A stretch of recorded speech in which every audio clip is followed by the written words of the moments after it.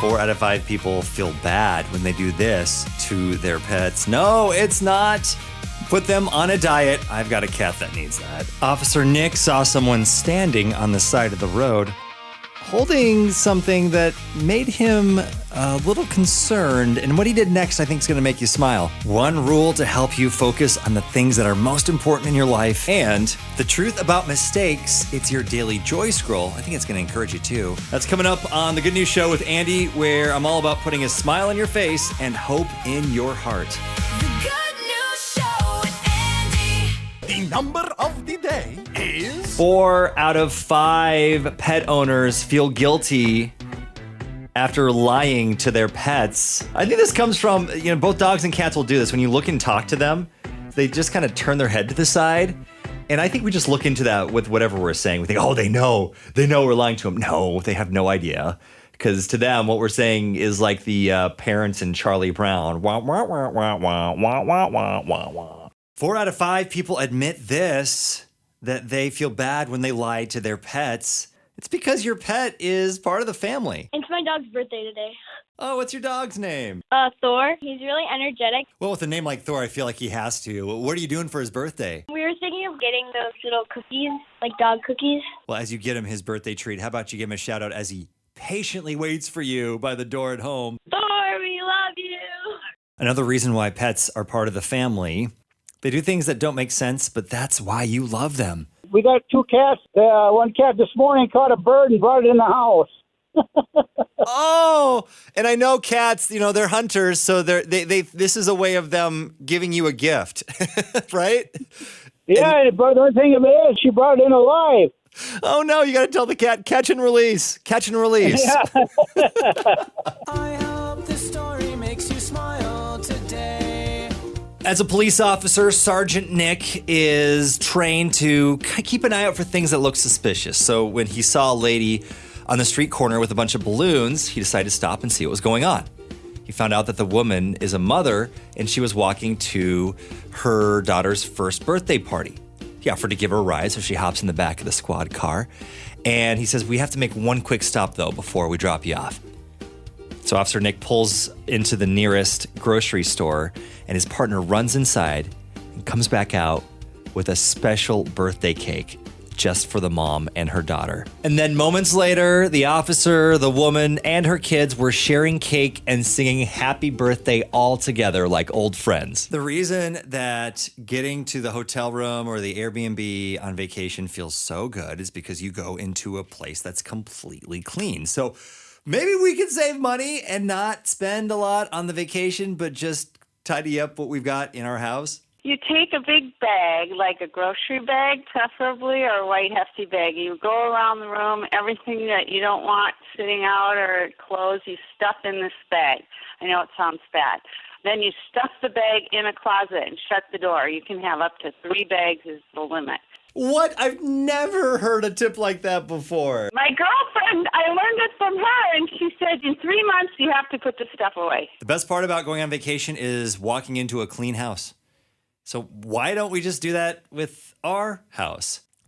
So maybe I just need to find more efficient ways to clean my house so I actually want to be in it more often. Don't make one job into 2. Whenever you start something, determine to finish it, if you possibly can. I have said that to myself many times. Don't make one job into 2 when I'm tempted to quit in the middle of something. And it's really helped. I've got to say, as someone who's had ADHD his entire life, that is a lesson not just for cleaning, but for everything. Hey, I just wanted to say thank you very much for sharing the words that I didn't want to hear.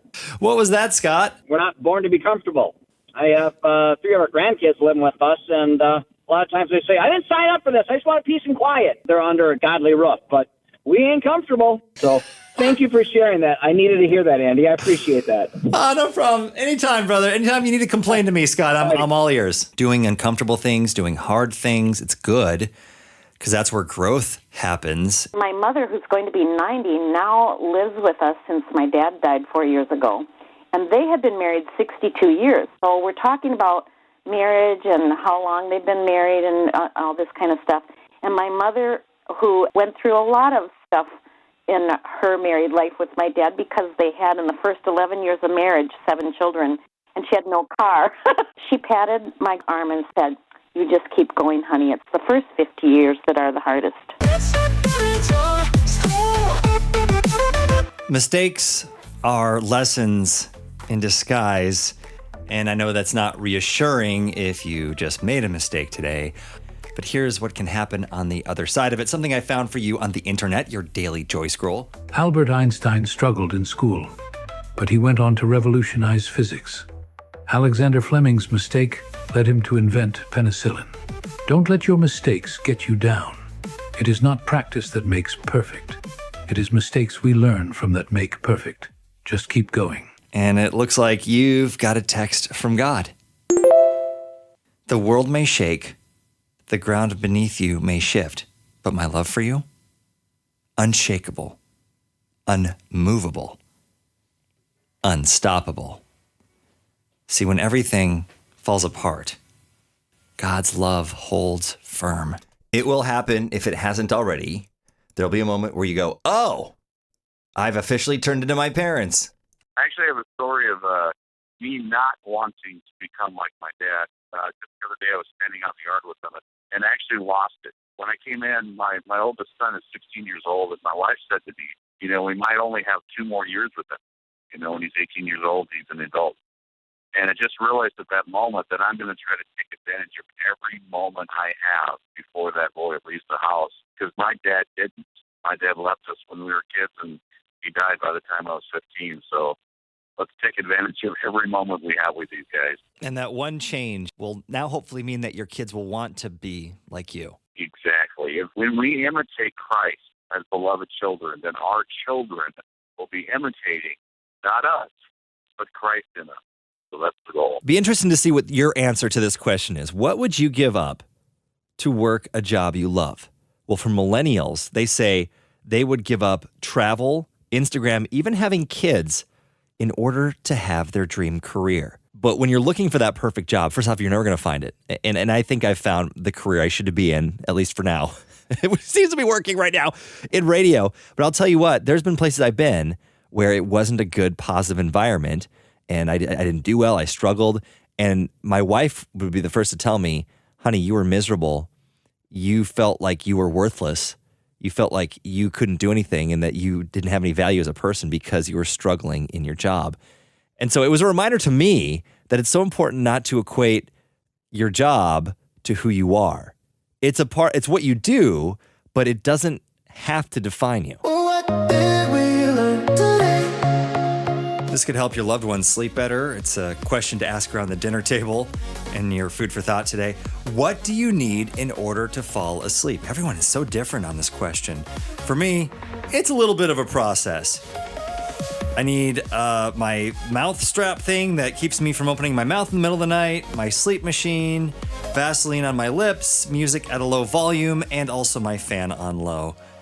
I don't think I've ever actually said all of it out loud. Am I high maintenance? I am. Here's how you can focus on what's important and level up your life.